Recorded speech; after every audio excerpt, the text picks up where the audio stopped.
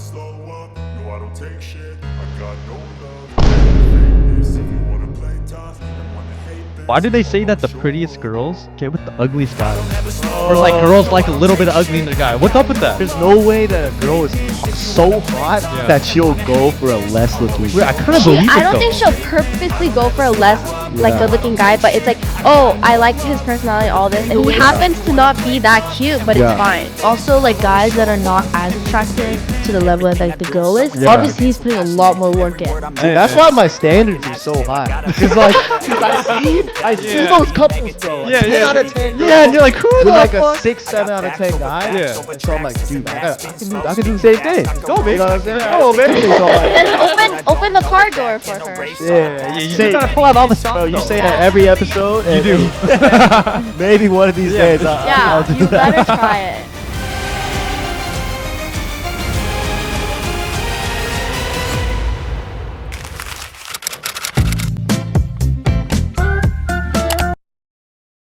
You've seen it. Online, at brunch, or even in your own friend group. The girl who looks like she walked off of a runway, holding hands with a man who looks like he just rolled out of a video game dungeon. The internet calls it Pretty Girl x Shrek Core. But what's really going on here? Today we're diving into why conventionally attractive women often date men society labels as ugly. And I use that very loosely. And it has way less to do with looks than you think. From evolutionary instincts to TikTok trends and cultural shifts in masculinity, this is not just a gossip sesh. It's a sociological investigation. Let's get into it. Hi daisies, I'm so excited to be back. I've missed you guys. And if you are new here and you haven't officially became a daisy and joined our family, hi, my name is Caroline. I'm your internet bestie who loves to yap and use my love of commentary to give glory to God and uplift other women. And in this space, everything said here is 100% opinion based. If you agree or disagree with anything, leave a comment down below as I love learning and growing with all of you. And like I mentioned, if you have not joined our little family, go ahead and hit that subscribe button if you want to though, it's your choice. Historical standards of beauty and power. Historically, women weren't seeking hotness. They were drawn to power, resources, and social protection. Anthropologist Helen Fisher notes that in tribal societies, the most desired men weren't the most handsome, but the ones who could hunt, protect, and provide. Beauty in men was an evolutionary currency. Strength and leadership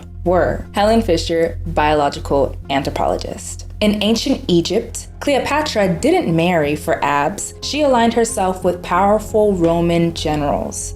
Even in the 1950s America, the ideal man was the breadwinner, not the thirst trap. I do think a lot of topics in this video will kind of be synonymous with my Sassy Man video that I made in the past, but this one's a lot different. This one is hitting on things that you guys have told me you've always been curious about as well too. I've always had an idea of this whole pretty girl Shrek couple theory. I don't think everything's as black and white as people make it out to be. Yes, have I seen conventionally attractive, gorgeous models next to a man who maybe you could just look at and they're just not deemed conventionally attractive. I do think beauty's in the eye of the beholder and everybody will find beauty in what they want to find beauty in. But at the same time, I think we also have to remember that not everybody is looking for a partner that is beautiful to them in the outward appearance.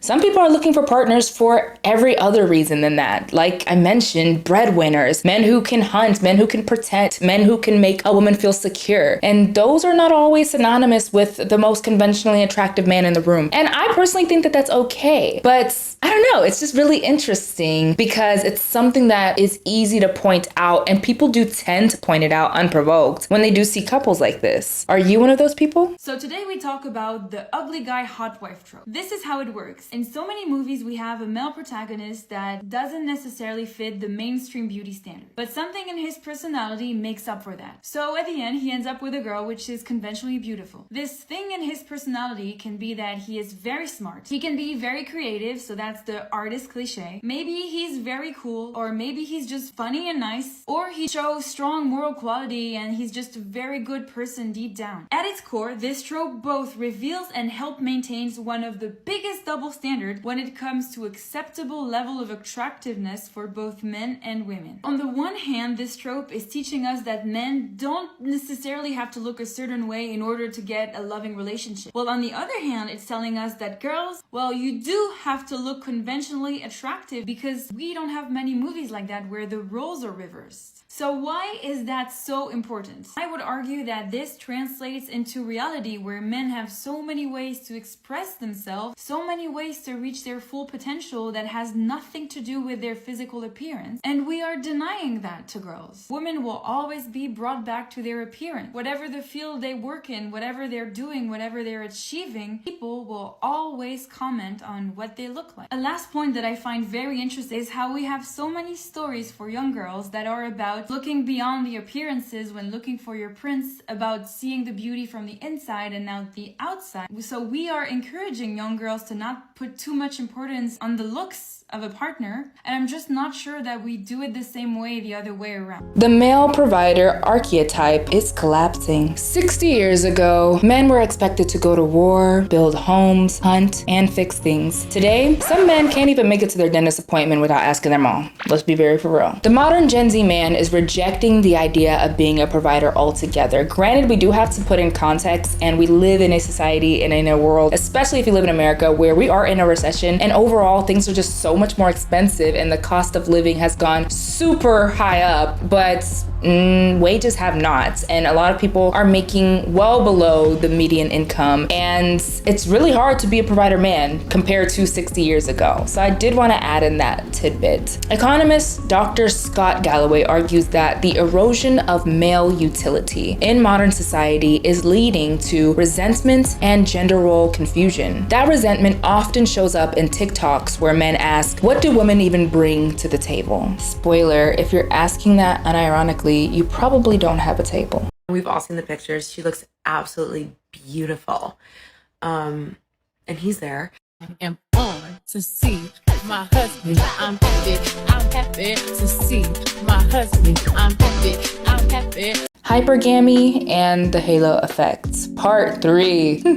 I'm always talking about the halo effect. Celebrities like Pete Davidson, Travis Kelce, Adam Driver. The ugly hot archetype is trending. These men have quirky charisma, emotional vulnerability, and they have a little bit of oomph to them, okay? And Gen Z women, for the most part, are obsessed. Rapper and poet No Name once said, "A man that listens, a man that shows up, sexy." And it was 100% true. I think a lot of people do when we correlate Gen Z or just this new generation to people and celebrities and who we look up to. Kardashians are always a name that floats around. They do maybe not as much influence trends as they used to in the early 2000s, but they do still very much influence a lot of trends. And I think Kim, her choices in men have been probably the talk of tons and tons and tons of newspapers and magazines for a really long time.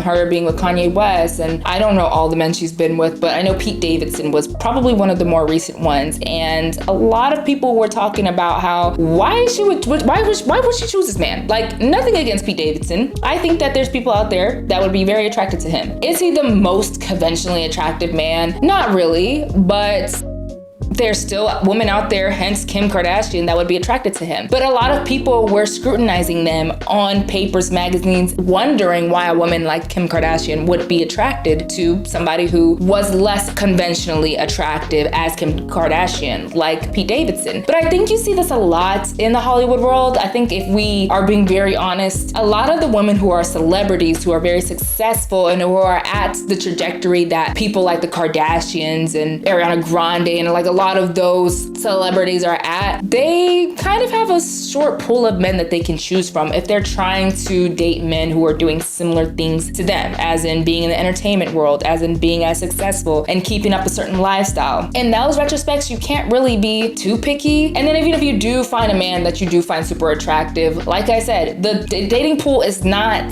that great when you think of a lot of those super high political figures. Hence, the Riot app, it would not exist if a lot of celebrities weren't struggling to find their person. So I rest my case. In a world full of emotionally unavailable TikTok gym bros and podcast men who hate women, they do, someone who listens, jokes, and actually texts back, elite. And those men are not always the most conventionally attractive. Podcast bros, sassy men, and backlash. Meanwhile, the rise of the sassy man epidemic, I've talked about it in a previous video, and misogynistic podcast bros is pushing attractive women away from looks-based standards. These men talk about women like they're an enemy class, they want traditional roles but can't change attire, and they continue to complain about being single while hating women or men.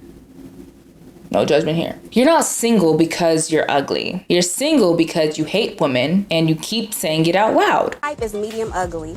Those are the ones that treat you really well. When you do the Denzels and the super fine guys, they have you chasing them. You need the medium ugly, then you will always be the prize. They'll know what they have. And those are the ones that want to drink your dirty bath water. And absolutely nothing has changed about that, okay? I told y'all on national television that you need to be dating medium ugly. Men are not meant to be cute, sweetheart, okay? You're the pretty one in the relationship, duh. All right, you need to be dating a man that is stable. You need to be dating for stability, for protection, for provision, a man that can lead you, okay? A man that you will have a great quality of life, all right? All of that cute stuff, you don't need all of that, baby. This is why 𝚲𝚃, that 6'5", with the 6-pack abs, got you sliding down the wall into poverty. You need to be dating a man that is disciplined, a man that knows how to make $1 out of 15 cents, a man that is a leader of the pack, a renegade, a rule breaker, okay? Talk about lifestyle. You got to think big, baby. Yeah, you're exactly how I like my man. You're my type. You're my type. Okay, what's up then, baby? What the fuck is medium ugly? Like, when I post your picture in the group chat, I'm gonna have to fight for my life. But you have a face that's more attractive as people get to know you. Wait, so do you think I'm ugly? If we break up, yeah, but I like you right now, so it's... I know this is gonna sound so mean, but hot women dating ugly men pisses me off so much. I can kind of relate to what you're saying, because whenever I see a pretty girl with an ugly guy in public, I get mad too, but in more of like a how did this happen way, not in like how dare he have the audacity to punch above his weight, to date out of his league. Because for me personally, like, I would never call myself ugly, but you know, I'm a 5'5" pasty ass white boy with like an ounce of swag. I understand I'm not everyone's type. I will never, ever, ever, ever say that there is a human being out of my league that I wouldn't approach because they're just too attractive. If I had a crush on a girl, no matter how pretty she is, I am going to pursue her. Even if I think that comparatively, I am like the dirt on her shoe, I'm still gonna go for it. Like, you are mad at people because they have self-confidence, because they're like, you know what? What's the worst that could happen? You're acting like there is some sort of like blowback or pushback or something, like something bad is gonna happen if you, as like an ugly dude or an average looking dude, go after a really attractive woman. There's no negative to it. Why would you not? Why the pretty woman chooses differently now. The pretty woman of 2025 isn't just looking for a trophy. She's looking for safety, freedom, and peace. A man who is emotionally literate, can hold space for her, and doesn't see her as a competition. That's why she'll pick the sweet, scruffy music producer over the self-proclaimed alpha male TikTok thirst trap influencer. Because as Megan Thee Stallion once said, I'm not looking for a man to fix me, I'm looking for a man who won't break me. Overall, I think the biggest takeaway in this video is that women who choose to be with their partners for very different reasons. Is it something we see in society? Attractive women with very non-conventionally attractive men? Yes, but then some some might even say you see the reciprocal of that as well too. I don't know. All I know is that regardless of what you see, let's try not to judge people for why they chose their partner, because ultimately it is their partner and there's a reason why they chose that person. I think it kind of goes in hand with like kind of the matching theory and how we do that as humans subconsciously, and how we try to match people up that just makes sense in our heads. But like, that's not real life. You know, people meet people and they connect with people and they look differently. Just because somebody's conventionally attractive doesn't mean that she or he should automatically be with another conventionally attractive person. Just let people be with who they want to be with. And I think this should be a lesson to all of us to stop commenting on people's looks in their relationships. Ultimately, it's not based on that one thing. It's based on a lot of different things. So it's not about being ugly or hot. It's about vibe, security, and growth. Pretty women love ugly men because some of those men actually see them as a full human being. The bar is low, but the standard is definitely rising. I hope you guys enjoyed this video. Let me know what you guys think of this topic of pretty woman Shrek core. Do you think that this is a genuinely like an interesting thing that's happening, or is it just not any deeper than some women just like to be with who they want to be with? But it also raises another question. Do you think that these women are with these men for ulterior motives? Is there something that they're getting out of these men that had they not been getting out of it, they would have rather just been with more of a conventionally attractive person? There's lots of nuance to it and you can't base it or generalize it, but what do you guys think? I'm very curious to know. Leave your comment down below. Thank you so much for watching. Don't forget to become a daisy and subscribe and join our family if you want to. It was so good yapping with you guys, and I will see you guys in the next video. Bye, daisies.